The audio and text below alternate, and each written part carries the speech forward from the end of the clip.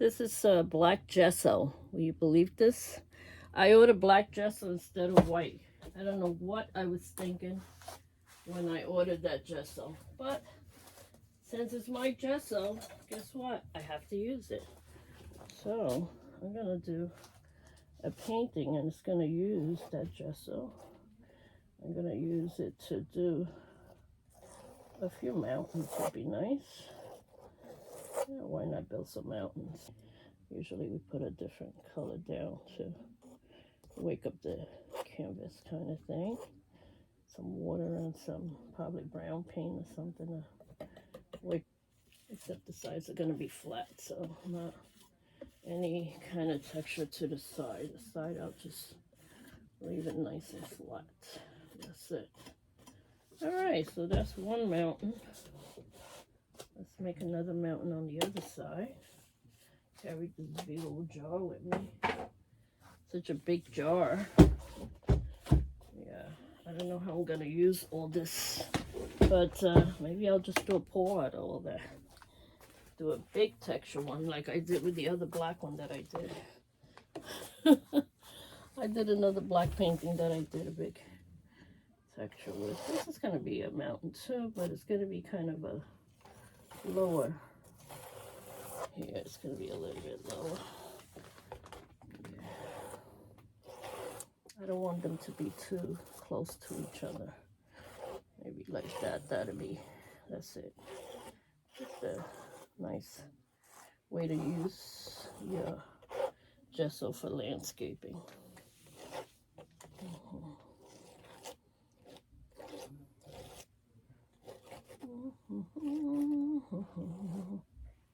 Yep, there we go. A nice mountain there. Yeah, we'll see how we make the end of that mountain there. Let's put some more gesso to make it more texture like the other one. Different texture. Yeah, why not? This one would be a texture going. Get this going here across. Yeah, there. There we go. Okay.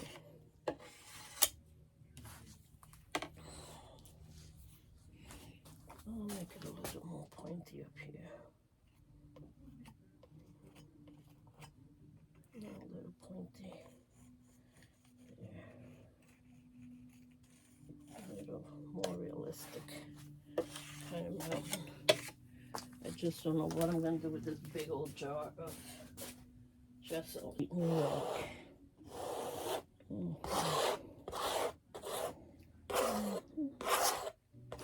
It's okay with this dry, however. This may be just grass down here. It may just be all grass in the bottom, so I'm not worried at all about that.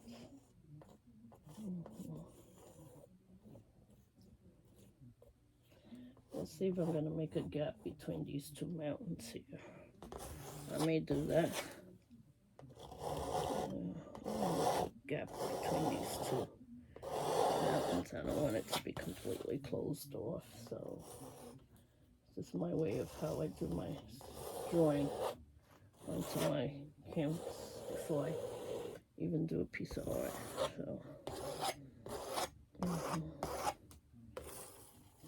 So since it's going to be a textured type of landscape, I really don't care how this draws. Then I could draw something on it. So it's not a waste of gesso. Let me put this away, let it dry. I'm going to bring another canvas to get canvases from. I like that they bring these. You put them in the corner to make your canvas nice and sturdy. So it's a great idea to have. The next two paintings are going to be mostly a lot of abstract kind of texture painting. So that's what I'm going to do with these last two big canvases that I have. Just to throw. There you go.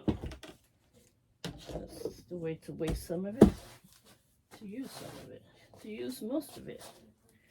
Just put it on canvas.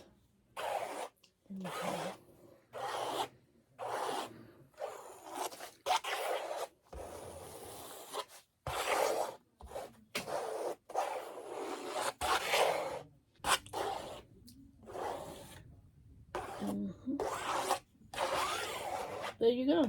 An abstract painting. Done.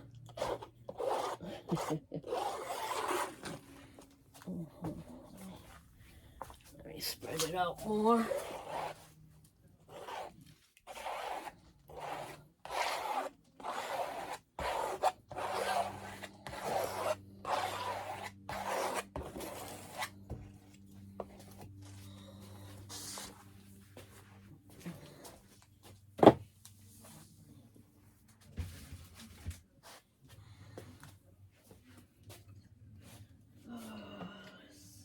Spread that paint around.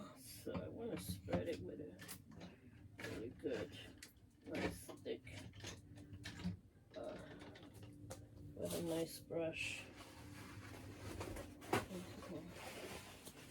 And this is a nice, you know, soft brush. So it's a good brush to spread it with.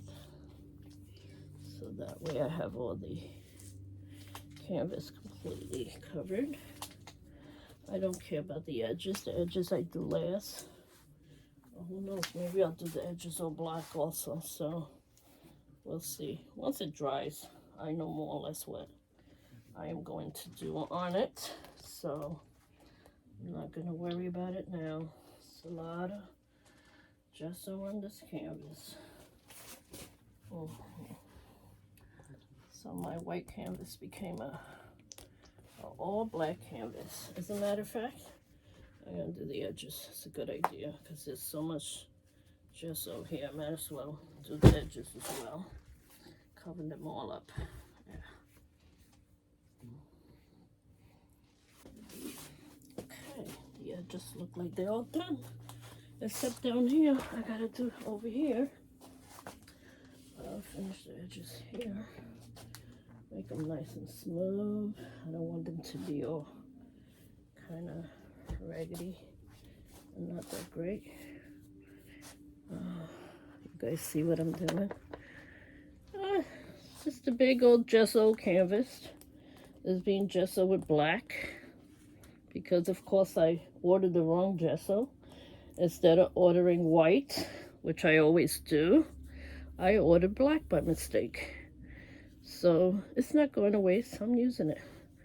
Because guess what? Once this dry, I could always paint right over it. I don't know that whatever I paint on is going to dry really well, but we shall see.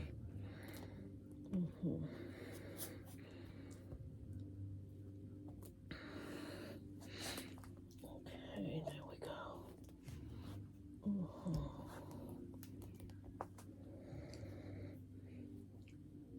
Okay. Let's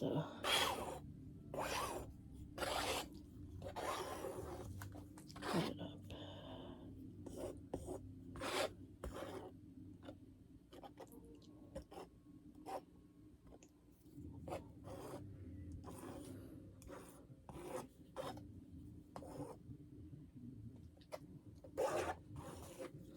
Even if it's dry like that, that's beautiful. All right.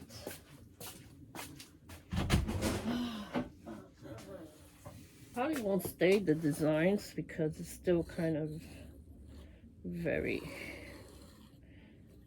thick, you know, very thick, kind of, yeah, it's very thick. These designs are not gonna stay on. It's gotta be a little kind of not so suave. The gesso is too soft. If it was a heavy gesso, these designs will stay there. I should put the designs down, you know, make the designs with your palette knife. Yeah.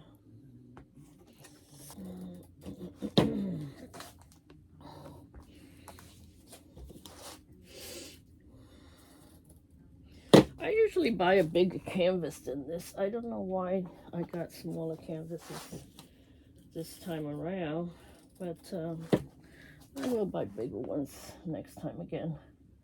I don't know that I could do a roll-up canvas anymore because the garage is where the only place I have to do them, and they are pretty big and it's pretty cold to go hang out in the garage.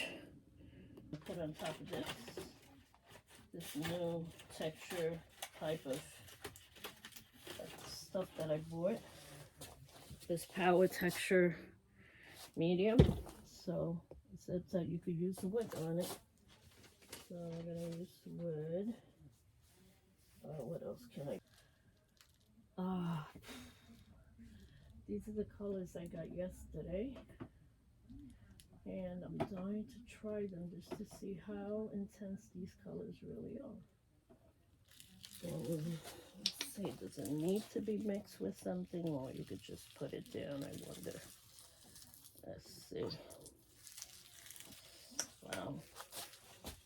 Let's see, once you put it down, what happens? Let me see. Let me just try and see what happens with this red. Oof.